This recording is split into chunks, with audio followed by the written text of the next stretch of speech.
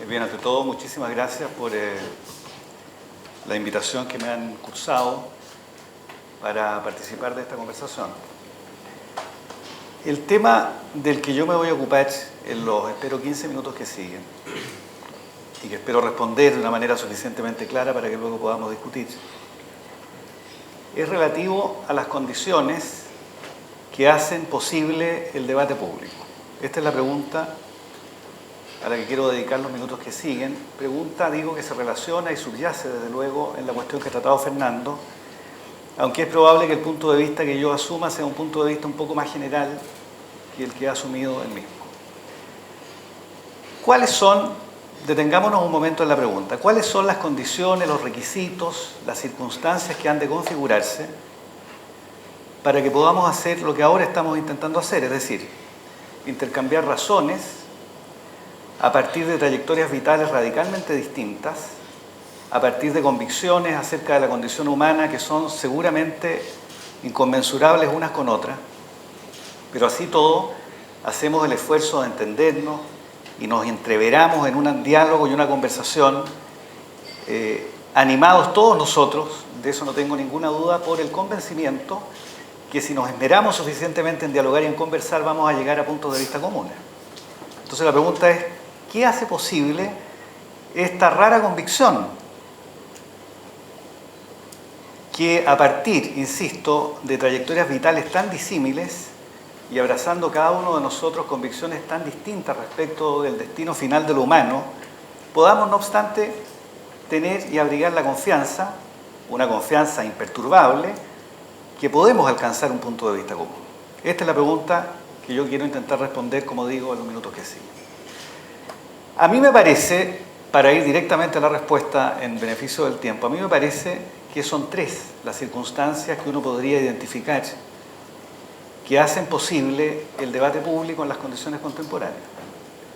Y creo que estas tres circunstancias están enlazadas entre sí, se amalgaman y se relacionan hasta configurar parte de la condición contemporánea, como espero mostrar hacia el final de lo que voy a decir. ¿Cuáles son, entonces, cabría preguntarse, las circunstancias, las tres circunstancias que, en mi opinión, hacen tanto posible como urgente el debate público? Las tres circunstancias que, en mi opinión, hacen a la vez posible y urgente y sin ninguna duda necesario el debate público son una circunstancia de origen sociológico, en primer lugar, luego una de índole político y finalmente una de índole filosófica. Y voy a intentar explicarlas someramente, por supuesto, en el mismo orden en que las acabo de enumerar, y luego hacia el final voy a intentar mostrar cómo se relacionan estas tres entre sí. Este es mi plan de trabajo, muy elemental y sencillo, como ustedes ven. ¿Cuáles son las circunstancias de origen sociológico que hacen posible el debate público? Para decirlo breve y claramente, la circunstancia de origen sociológico que hace posible el debate público, urgente y a la vez posible, es lo que llamaríamos la modernidad. En las sociedades tradicionales no hay debate público. Hay discrepancias, por supuesto.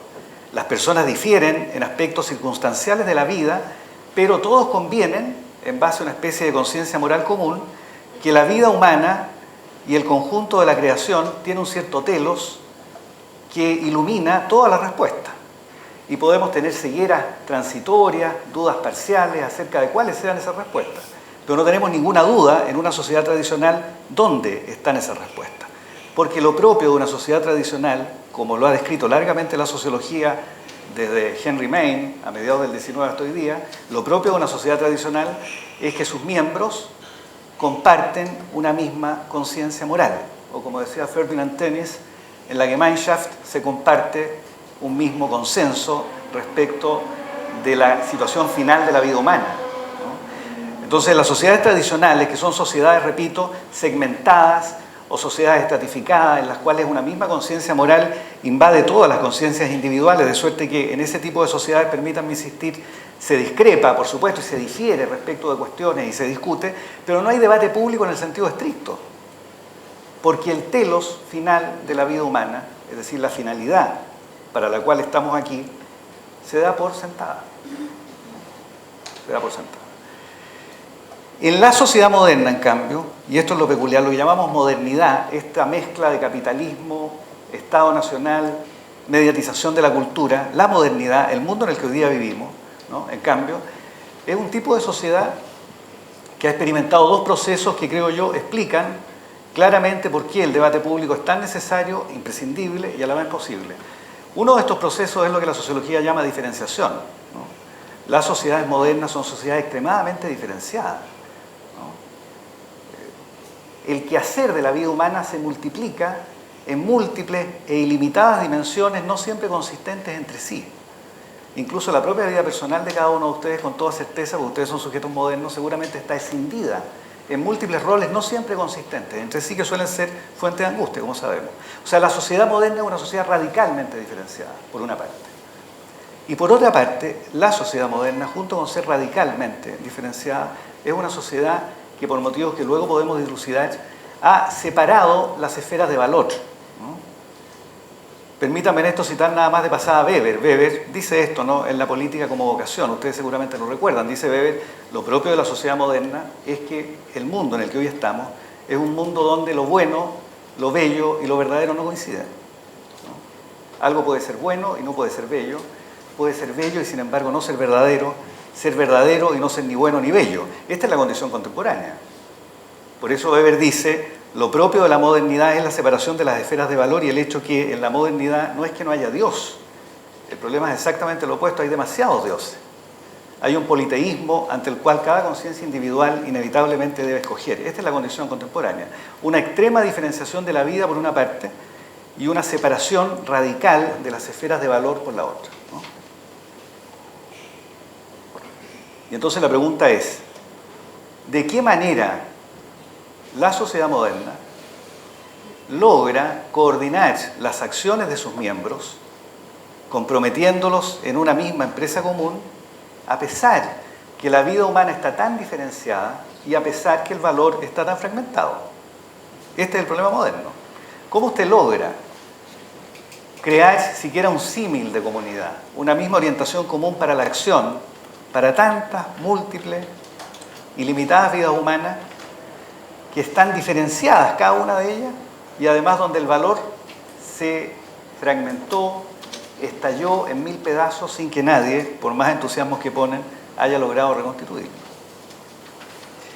Y la respuesta que da la sociología es que la sociedad moderna resuelve este problema, que es un problema de orientación normativa de la acción, mediante lo que vamos a llamar, lo que Weber llama racionalización formal, y que los autores más contemporáneos como Luhmann, por ejemplo, llaman legitimación meramente procedimental. Es decir, como los seres humanos en la modernidad diferimos tan radicalmente en cuestiones sustantivas, logramos resolver nuestras discrepancias sobre la base de simples procedimientos y nos mostramos dispuestos a aceptar que fuere cual fuere el resultado de ese procedimiento, lo tendremos por legítimo, ¿no? Que sea una ley válida o legítima en la sociedad contemporánea no se relaciona con los grados de justicia material que reviste, sino con la manera en que fue producida. Y lo mismo ocurre en el debate público. El debate público ha sustituido el telos que se compartía en la sociedad tradicional por una legitimación meramente procedimental, que es acerca de la que luego podemos seguir hablando si les parece, ¿no? Pero el poder se legitima también procedimentalmente en la sociedad moderna. Este es el diagnóstico de la sociología. Es decir, la sociología afirmaría que el debate público se hace necesario en la sociedad moderna porque se produjo una fragmentación del valor y una extrema diferenciación de la vida.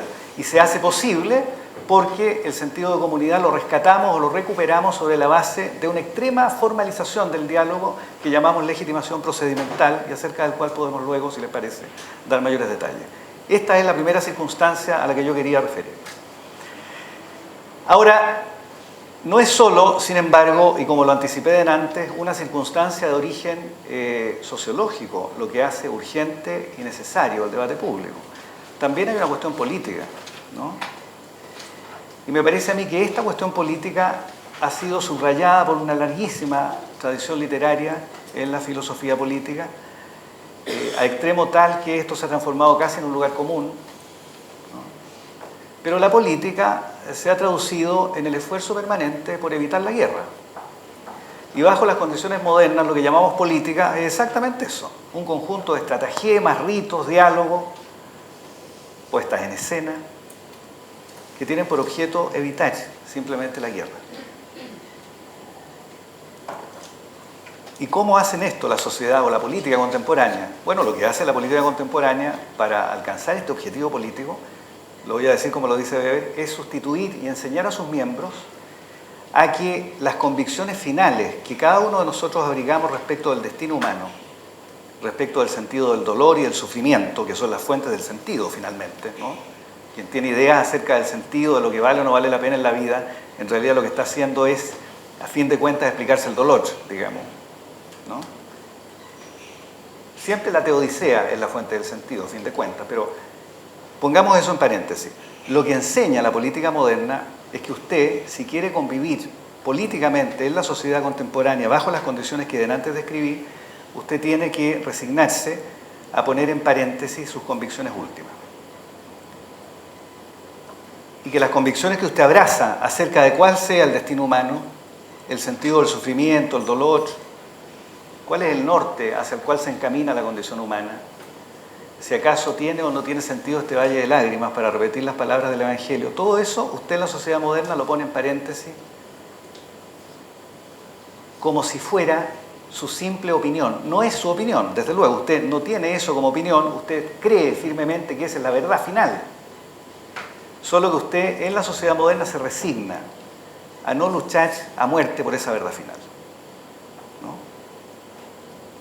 Esto es lo que dice Weber en realidad cuando en la política como vocación, esa famosa conferencia que él dictó, ustedes recuerdan, un año antes de morir, dicho sea de paso, cuando salió una gravísima depresión que lo tuvo al borde prácticamente de la muerte, y que dicho de paso fue tratada por Karl Jaspers con cierto éxito.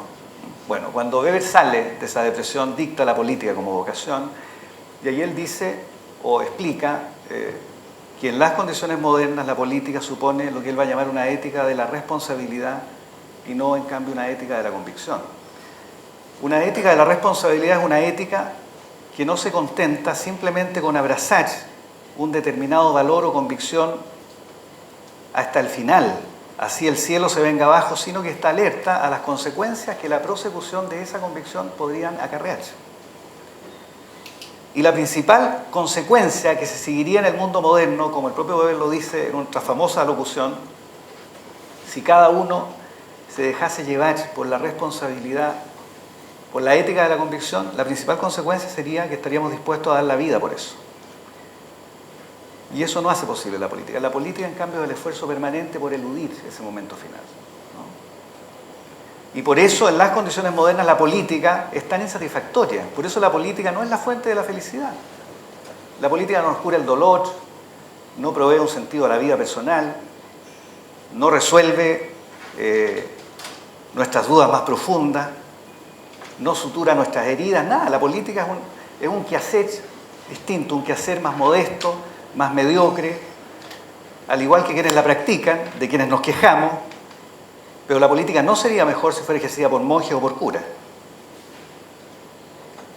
La política democrática casi siempre es ejercida por pícaros, o aquellos que nos parecen pícaros, sujetos insinceros, hipócritas, incapaces de jugarse al final por lo que creemos.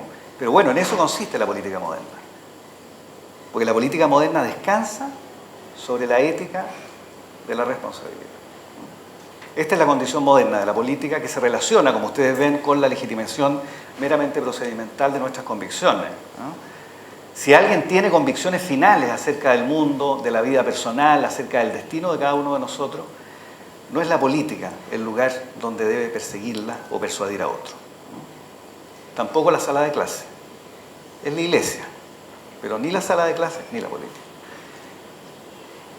Pero, y ya termino, eran tres, como les dije, las circunstancias que configuraban el debate público en la sociedad contemporánea. La primera, permítame reiterarlo casi con tic de profesor, la primera era una circunstancia de origen sociológico, ¿verdad? O sea, la suma de diferenciación funcional y separación de las esferas de valor, que plantea el problema de integración normativa, cuestión que se resuelve mediante la legitimación procedimental. La segunda circunstancia era de origen más bien político y se relaciona con el hecho que en la política contemporánea tenemos que resignarnos, quizás esa sea una buena palabra, resignarnos, a que las preguntas finales de la condición humana no tienen respuesta en la política, ¿no? Permítame citar a Kant en el primer prólogo, yo creo, de la crítica de la razón pura. Si no, Mariano me corrige. Kant dice, es parte del destino humano estar condenado a plantearse preguntas que simplemente no es posible responder. Y esta es la condición constitutiva, creo yo, de la política contemporánea. Y la tercera circunstancia con la que concluyo es una circunstancia de origen filosófico, o más bien, un rasgo filosófico, que voy a explicar brevemente, a ver si nos entendemos con claridad. Y es la siguiente.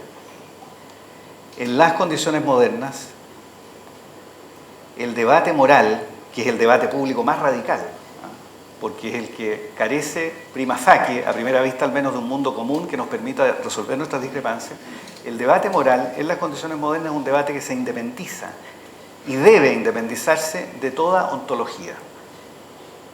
Lo que pensemos acerca de las acciones correctas o incorrectas, acerca del bien o el mal en este mundo, es independiente de la manera en que lo describamos. ¿Se entiende? En las sociedades tradicionales, en cambio, se piensa o se pensaba que lo que era bueno o malo, correcto o incorrecto, dependía de cómo fuera el mundo. Es decir, que usted tenía que tener una cierta antropología de lo humano, una cierta idea de cómo era el cosmos, antes de responder las preguntas morales. El caso más clásico es la ética nicomáquea de Aristóteles, ¿verdad? La idea de telos aristotélica es exactamente eso, ¿no? Aristóteles razona de la siguiente manera, dice, para saber lo que es bueno, tenemos que saber cuál es nuestro telos, es decir, cuál es nuestra finalidad, como traducen luego los latinos, ¿no?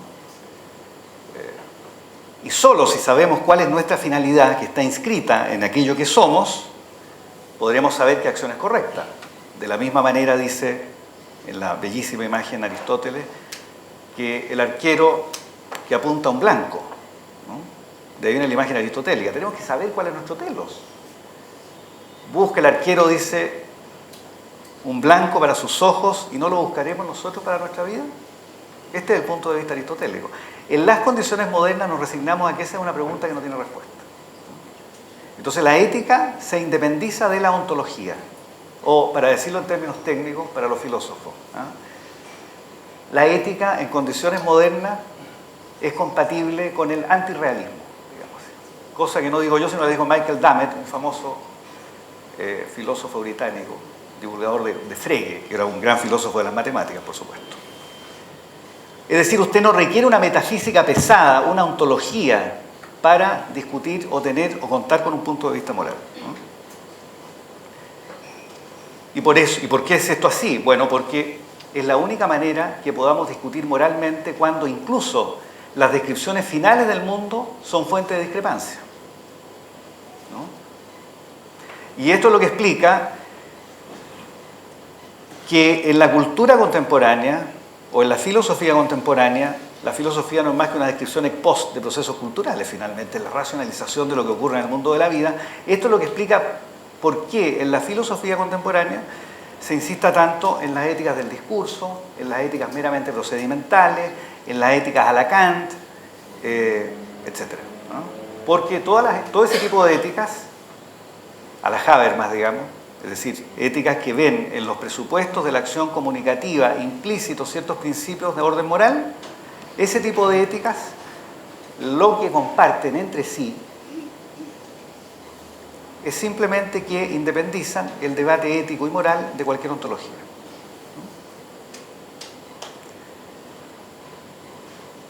En consecuencia, y frente a la pregunta, ¿qué hace posible, urgente y necesario el debate público?, que es la pregunta con la que inicié esta brevísima exposición, la respuesta es tres circunstancias que, si las miramos con cuidado, son consistentes entre sí.